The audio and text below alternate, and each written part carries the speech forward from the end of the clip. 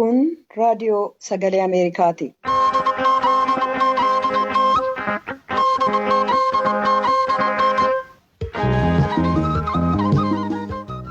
Raadiyoon sagalee Ameerikaa wixataa qabee hanga jimaataatti galgala keessaa sa'a 2:00 jalqabee hamma sa'a 3:00 meetirbaandii 22-25-31 irratti Waashingtan DC irraa kan dabarsu sagantaa Afaan Oromoo amma jalqaba.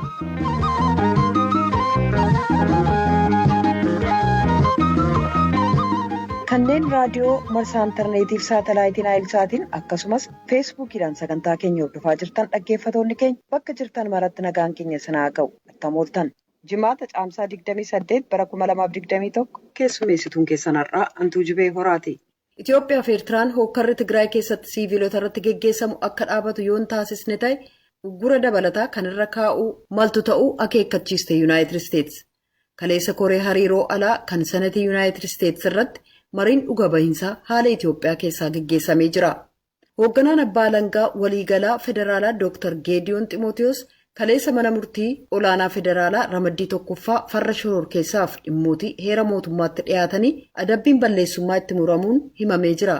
Kan manni murtii akka obbo Jawaar Mohammadiif obbo Baqqalaa Garbaafaa akka wal'aansa fayyaa argatan manni murtii ajajee ture. Danquu kan himatan ta'uu dubbatu abukaatoon himatamtoota mana hidhaa jiranii. Tokkummaan mootummootaa Tigraay magaalaa Shiree keessatti namoonni mana ofiirraa buqqaan yoo xiqqaate 200 weerara humna waraanaan seeraan ala hidhaman jechuun balaaleffatee jira. Martinuu gara boodaa dhiyaata. Hanga xumura sagantaa keenyaatti akka nu waliin turtan isin affeera. Piroodyusariin tamsaasa har'aa Birhaan Haayiluu, miidiyaa hawaasummaaf tamsaasa intarneetii gama qindeessuun immoo Tiksiti Gammee oduuf gara jaallanneettan isin dabarsa.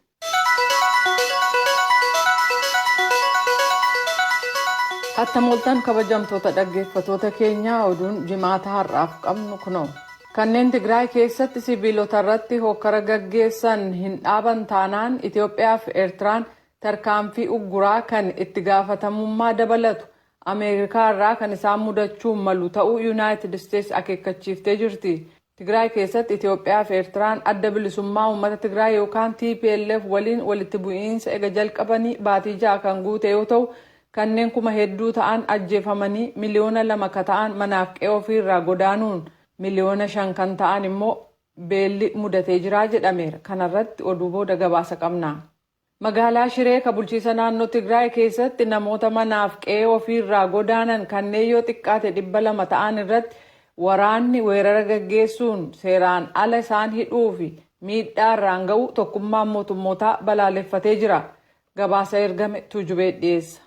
Qindeessituun gargaarsa namoomaa ka tokkummaa mootummootaa ka naannoo Kaatiriin Soozii caamsaa 24 galgala naannoo Tigraay keellaa namoonni mana ofiirraa buqqa'an keessa jiraatan humni waraanaa weeraruudhaan namoota 200 seeraan ala hidhuudhaan reebichiif dararaan kabiroon raawwatamuusaa balaaleffatanii jiran. Waahiloonni keenya akka ibsanitti jedhu Kaatiriin magaalaa Shireetti kan argaman keellaalee Tsahaayyeef Addoon Fiitoo haleellaan kun irratti raawwataman namoota mana ofiirraa buqqa'an 12,000 keessummeessu. Missooziin namoonni seeraan ala hidhaman hatattamaan akka hiikaman gaafataniiru. Itti dabalees mirga namoomaa ka sadarkaa addunyaaf seerri mirga namaa irra daddarbaman hatattamaan qoratamuu qabu, kanneen akka kana raawwatan illee murtiitti dhiyaachuu qabu jedhan. Nuti michoota keenya waliin ta'uudhaan nageenya siivilootaa mirkaneessuuf hoogganoota waraanaa waliin illee mari'achuuf qopheedha jedhaniiru. Haala namoomaa bal'aa naannoo Tigraay keessaa ilaalchisee gargaarsa dhaqqabsiisuun ammayyuu rakkisaadha.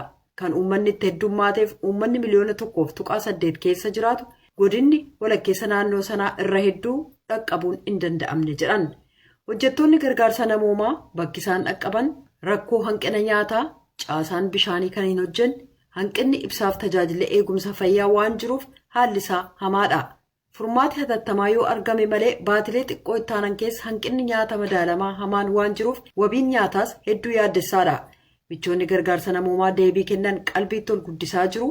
Torban darbe uummanni walakkaa miliyoonaatti hedamu gargaarsa midhaan nyaataa kan hatattamaa yoo argatu, kunis erga bitootessa 27 qabee lakkoofsa namoota gargaarsa argatanii miliyoona 5.2 keessaa miliyoona 2.2 dhaqqabameera. Garuu ammayyuu lakkoofsi namoota hin dhaqqabamin jiranii guddaadha jedhan. Namoota rakkoo keessa jiran gargaaruu gargaarsa namoomaa babal'isuuf nagaadhaan danqaan utuu hin jiraatin daandiin gargaarsa namoomaaf akka saaqamu waamicha dabarsuu itti fufna jedhaniiru.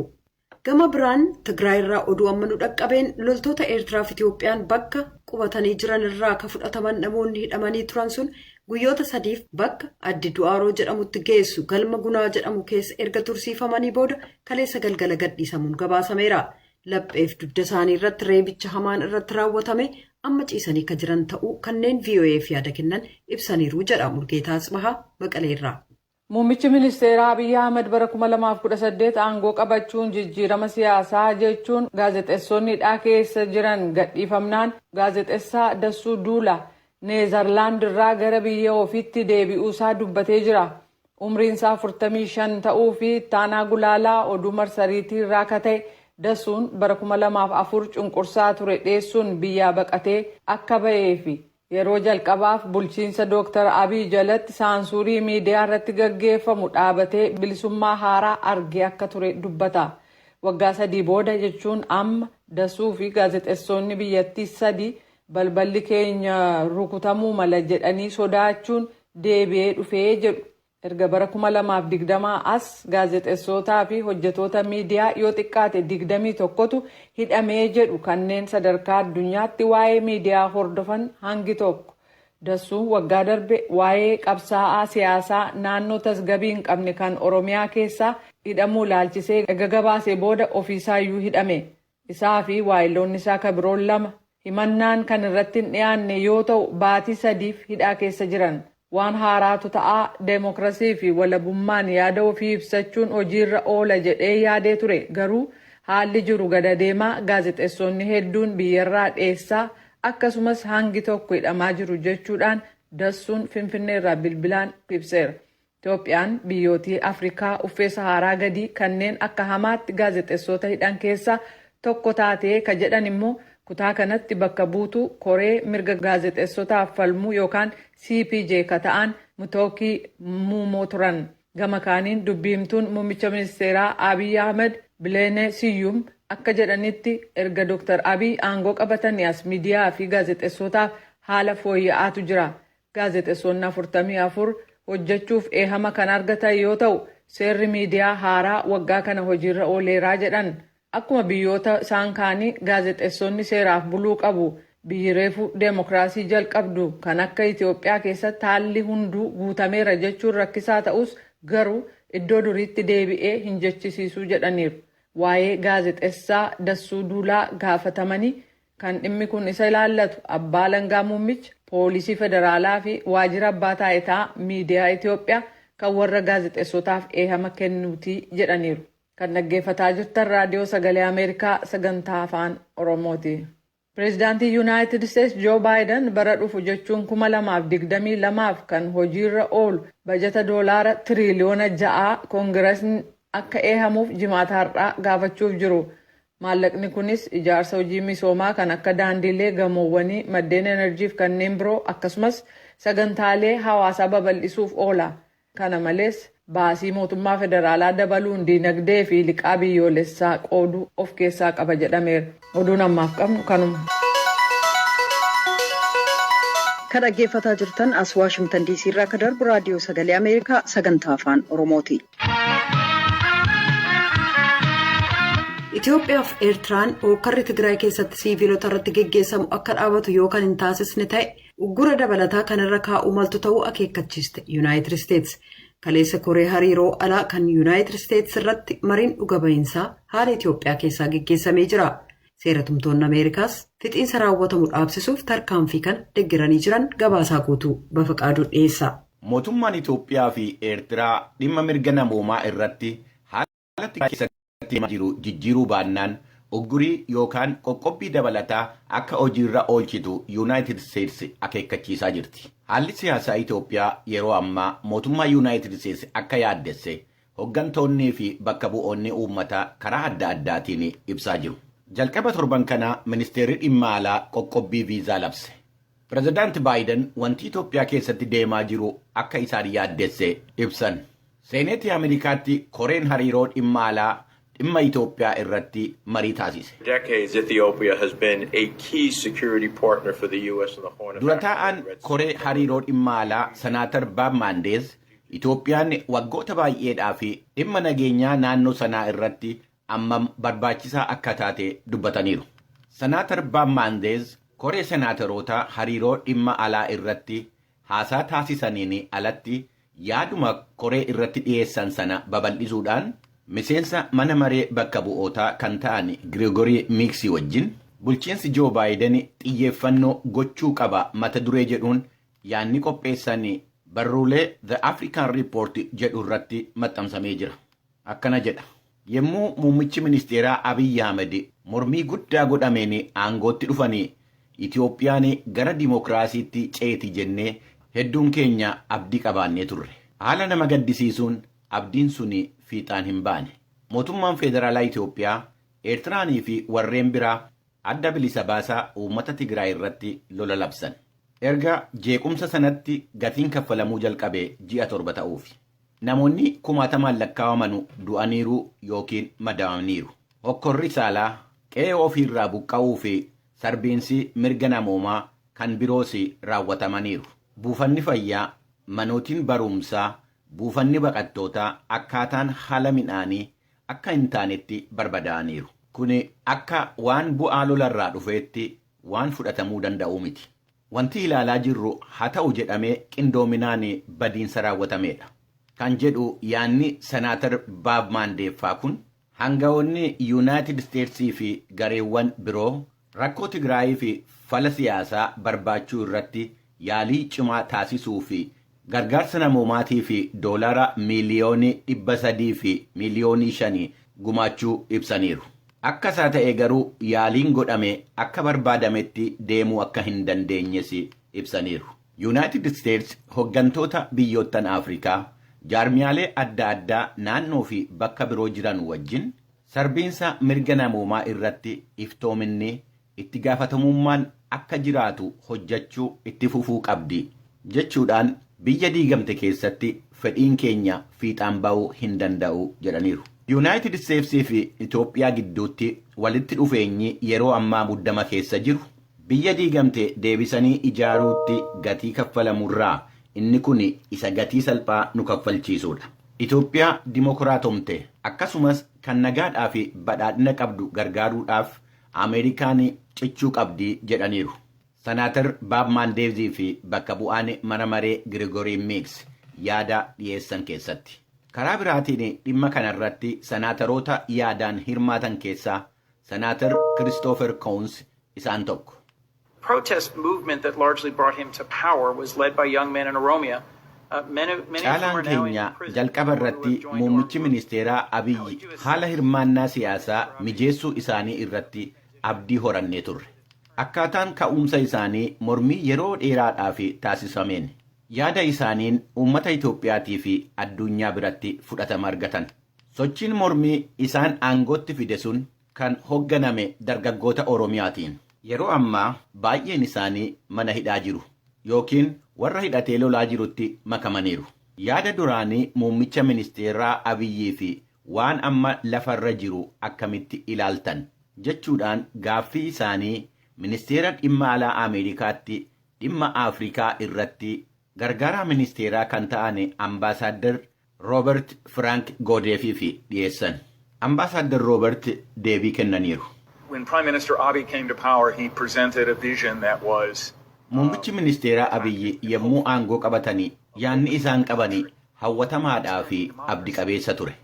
Yaada duraanii sana hojiirra oolchuu irratti waan hedduutu jira. Hoggantoonnii fi miseensonni paartilee mormitootaa akkasumas hojjettoonni miidiyaa hidhamaniiru. Gaazexeessaan miidiyaa biyya alaa hari'ameera. Amma falli jiru marii hunda hirmaachise taasisuudha jedhan ambaasaadder Robert Godek. Karaa biraatiin immoo bakka bu'aa Oklahoomaa kan ta'an senaatar Jim Inhofe walgahii senaatorootaa irratti dhimma qoqqobbii irratti murtii mootummaan Yuunaayitid Isteets dabarse ilaalchisee yaada kennaniin tarkaanfii fudhatame irratti mormii dhiyeessaniiru. Yeroo 19 fi Itoophiyaa daawwachuu isaanii fi biyyattii akka dhiyeenyatti beekan kan ibsan senaatar Inhofe mootummaan Dr. Abiyyi dhaaba shororkeessaa ta'e wajjiniin akka lolaa jiru ibsanii Ameerikaan mootummaa Dr. Abiyyii fi Itoophiyaa gargaaruu qabdi malee qoqqobbiidhaan adabuu hin qabdu jedhanii mormii isaanii dhiyeessaniiru. Hoogganaan abbaa alangaa waliigalaa federaalaa Dr. Geediyoon Ximootiyoos kaleessa mana murtii olaanaa federaalaa ramaddii tokkoffaa farra shororkeessaaf dhimmoota heera mootummaatti dhiyaatanii adabbiin balleessummaa itti muramuun himamee jira.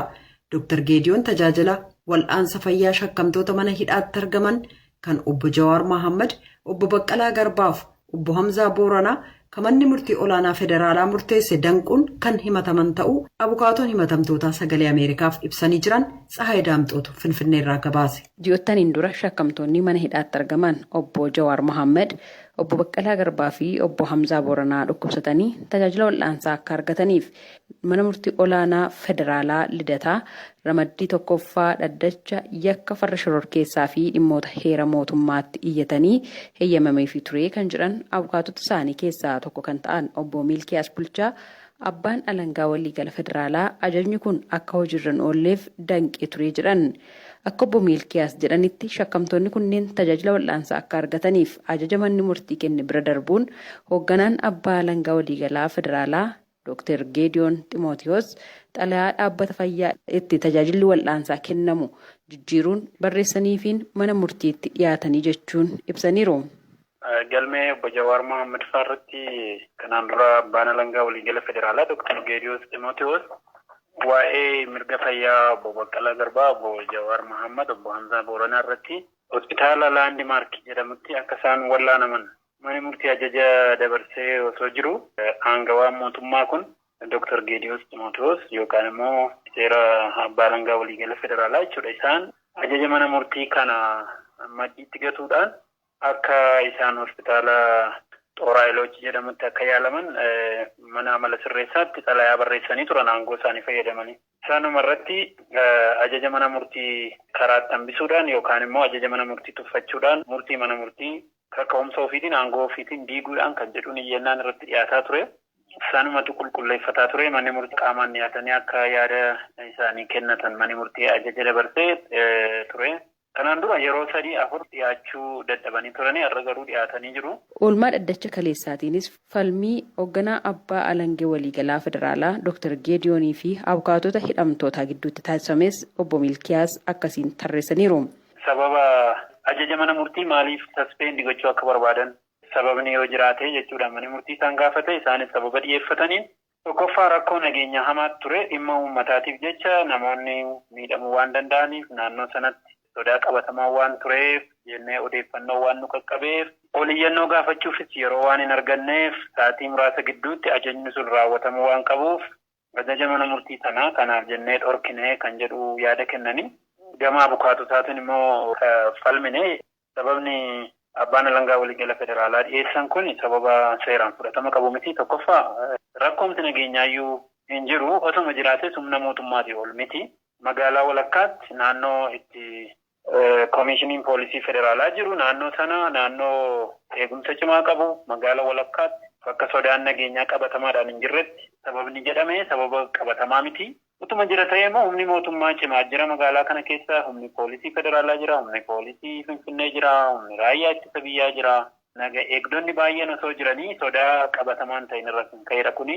Lammaffaa sirna seeraa biyya kanaa keessatti ajajni mana murtii hamma qaama mana murtii olaanaadhaan hin diigamnetti qaama kamiyyuu kan dirqisiisu ta'uu otoo beekanii muuxannoo barnoota qabaniin olaantummaa seeraa mirkaneessuu keessatti nama sadhumaa ta'anii osoo jiranii ajaja mana murtii tuffachuudhaan xalayaan isaan barreessan seeraan ala jedhamee akka isaan adabbii fudhatan akkasumas bu'uura labsii farra shororkeessummaa amma hojiirra jiru keewwata 41 nama himatamee jiru irratti dhiibbaa mirga fayyaa isaanii darbees mirga lubbuun jiraachuu isaanii irratti aggaammii balaa cimaa isaan geessisuuf yaalan tilmaama keessa galchuudhaan yakkaan akka itti gaafataman akkasumas tarkaanfiin naamusaa akka irratti fudhatamu kan gaafanne. Manni murtii olaanaa federaalaa Lidataa dhaddacha yakkaa ramaddii tokkoffaa farra shororkeessaaf dhimmoota heera mootummaa falmii bitaaf mirgaa dhaggeeffatee murtee dabarseeraa jiran obbo Milkiyaas. Manni murtii immoo bitaaf mirgaa erga dhaggeeffatee booda aangawoota biyya kanaa keessaa yeroo jalqabaaf dhiyaatanii mana murtiitti deebii kennuu isaaniif isaan galateeffate manni murtii. Kanuma irraa ka'uudhaan sababoonni dhiyaatan sababoota seeraan quubsaa waan hin taanee fi fudhatama akka hin qabne eeruudhaan haa ta'u malee immoo odeeffannoo dhiyaatee fi tarii qajeelummaarraan kan ka'e odeeffannoo dhiyaatee irraa kan ka'e dogoggoranii kan godhanii fi mana murtii kabajanii dhufuu isaanii tilmaama keessa galchuudhaan jechuudhaan waan ittiin shakkaman ajaja mana murtii hojiirra akka hin oolle danqaa uumuudhaan dhaddacha jeequudhaan yookaan immoo ajaja mana murtii akka hojiirra hin oolle dhorkuudhaan balleessaa isaanitti murteessee balleessummaa sana fudhatanii jiru. Garuu immoo adabbii silaa kennamuu malu adabbii hidhaa yookaan adabbii qarshii itti murteessine sababni isaas seera biyya kanaa keessatti adabbii gosa sadii jira. Tokko akeekkachiisa, lammaffaan hidhaadhaan, sadaffaan qarshiidhaan adabama. Adabbii isa sadaffaa fudhachuudhaan manni murtii akeekkachiisa cimaadhaan gadi isaan dhiisee jira jechuudha. Gama waajjira abbaa alangaa waliigalaa federaalaatiin oolmaa dhaddacha kaleessaa irratti akka yaada kennaniif raadiyoon sagalee Ameerikaa irra deddeebiin bilbilus deebii argachuuf hin milkoofne. Gabaasa raadiyoo sagalee Ameerikaatiif Tsahaay Daamxoo Finfinneerraa.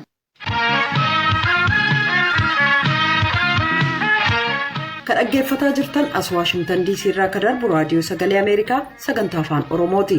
Ittaan sun ka torbanitti guyyaa jimaataa dhiyaatu qophii labataatti ceenaa. Qopheessitee ka dhiyeessitu Tigist Gammeeti.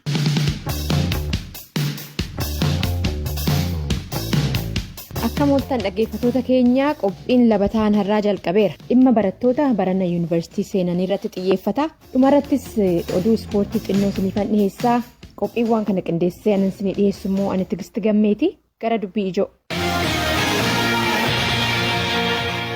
Akka odeeffannoon ministirii saayinsiitii fi barnoota olaanaa Itoophiyaa baasee agarsiisutti barattoota bara 2012 akka lakkoofsa Itoophiyaatti qormaata fudhatan 300,000 fi 43,000 keessaa 100,000 fi 47 qabxii barumsa sadarkaa olaanaa isaan seensisu yuunivarsiitii isaan seensisu fidaniiru. Ramaddiin mana barnootaa olaanaa erga ifa godhamee booda barattoonni kumaan lakkaawwaman bakka isaan gahetti gammachuu akka hin qabne ibsatan. Ministiriin saayinsii fi barnoota olaanaa kunis barattoonni sababa isaanii ibsuudhaan qaamaan argamuudhaan yookaan immoo karaa marsariitiitiin iyyannoo akka galfatan gaafate. Haaluma saniin barattoonni 23,000 fi 71 manni barumsaa itti ramadaman akka jijjiiramuuf iyyata galfachuu isaanii beeksise. San keessaa dhimmoota akka sababa fayyaa, ijoollee yookaan immoo bolaa lakkuu ta'an, dubartoota garaadha qabanii fi sababoonni kaan laallamanii iyyatoonni 1,891 deebii argachuu ministirichi maxxansa caamsa 21 bara 2021 karaa feesbuuk isaa gadhiiseen beeksise. Garuu barattoota sababa akka mana jireenyarraa yookaan immoo maatirraa fagaachuu, dhimma hawaasummaatii fi diinagdee, rakkina fayyaa ragaadhaan hin deeggaramnee fi ragaa waan soba ta'an warra dhiheessan ministirichi karaa adda addaatiin erga qulqulleeffatee booda bakkuma dura itti ramadaman dhaqanii akka baratan murteessuusaas beeksise. Karaa biraatiin Itoophiyaan filannoo biyyoolessaatti deemaa jirti. Dhimmi nageenyaa biyyattii keessaa keessumattuu bakkawwan yuunivarsiitiin tokko tokko jiranitti walitti bu'iinsi jiraachuudhaan wal qabatee barattoonni mamii keessaa akka jirantu mul'ata. Barattoota lamaan dubbise. Barattuu Ayyaantuu yuunivarsiitii naannoo Somaalee Itoophiyaa keessa jiru yuunivarsiitii Qabrii Dahaaritti ramadamte. Manni barumsaa foormii waggaa guuttu itti barachuu barbaaddee filattee fi carraan bakki baaseef addaan goraa jalaa ta'e. Filannoo filanneerra garuu kan isaanii kennan carraadhaanidha. Naannoo Wallaggaa naannoo jiran Amboo fa'aa Oromiyaa keessa naannoo jiran kan natti dhiyoo jiran jechuudha. Yuunivarsiitiiwwan amma maqaa dhoofte kana waggaa filattu ogummaa barbaaddurraa immoo sababni ittiin isaan filatte maalin? Barumsa barbaaduuf osoo hin taane seensaaf kan ta'u jechuun haala maallaqaa irratti kan hundaa'e jechuudha. Donna ga'ee jiru naannoo ani jiru irraayyuu seensa guyyaa 3-4 kan deemanidha. Kana gochuuf immoo maatiin koo hin danda'an. Barumsaaf achi dhaqxee dhufanii si ilaaluudhaa moo baasii ittiin si ergan dhabuurre? Yeroo tokko na erguudhaaf isaanitti baay'ee ulfaata. Egaa kaa warri bakka sin gahe mana barumsaa sin gahetti gammachuu hin qabneef sababa amansiisa qabdan iyyata galfadhaa jedhamtanii turtanii galfatteetta sababni dhiyeeffatte kanuma ture?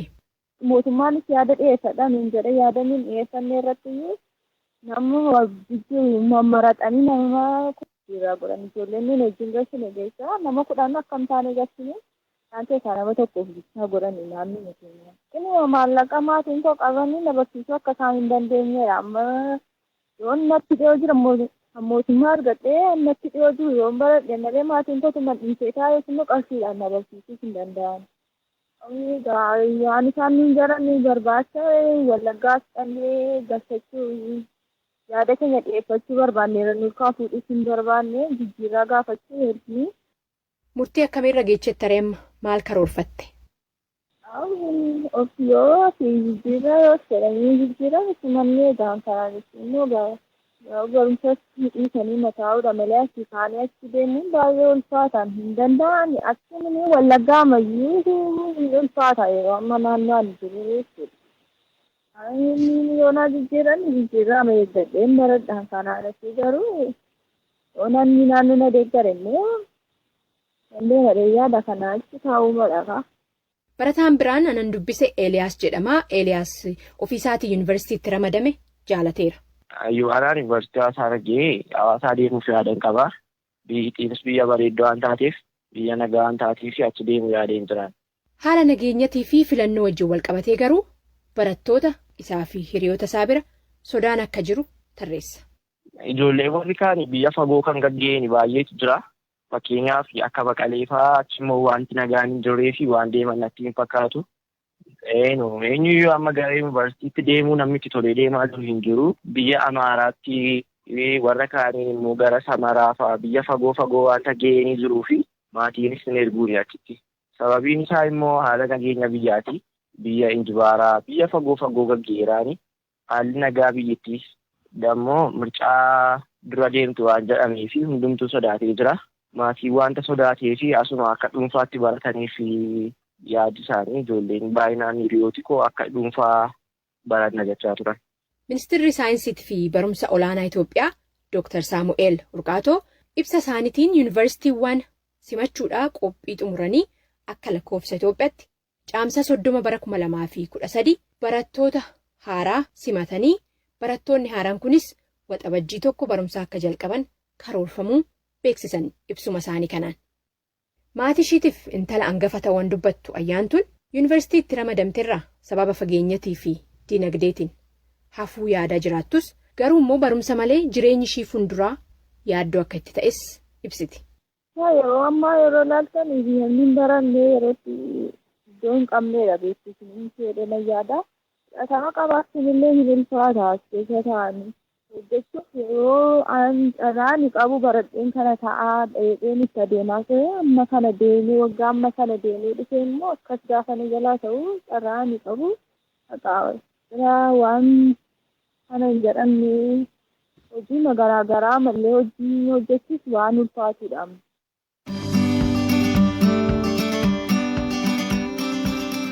Keessummoota kiyya galateeffadheen gara qophiitti aanutti ce'a.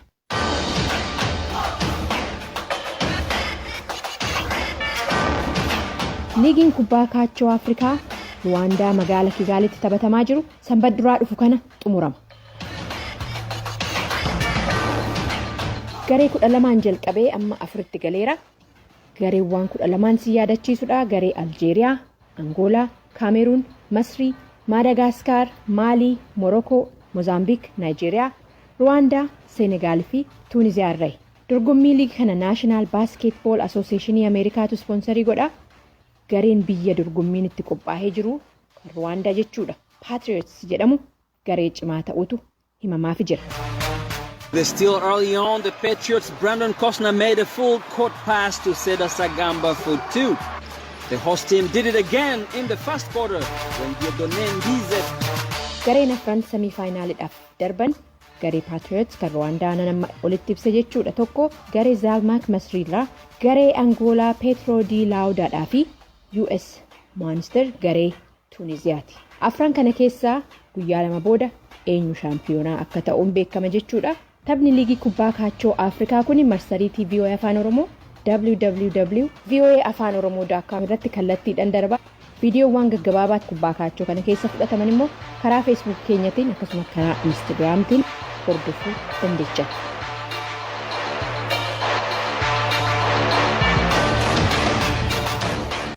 Qophiin labataanarraa raawwateera. Torban mata duree biraa qophii biraatiin walitti deebina.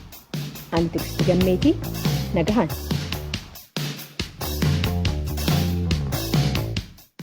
qophii boriitiin walitti deebina. Nagaatti bulaa. Amma sagantaa afaan Amaaraatu itti fufa.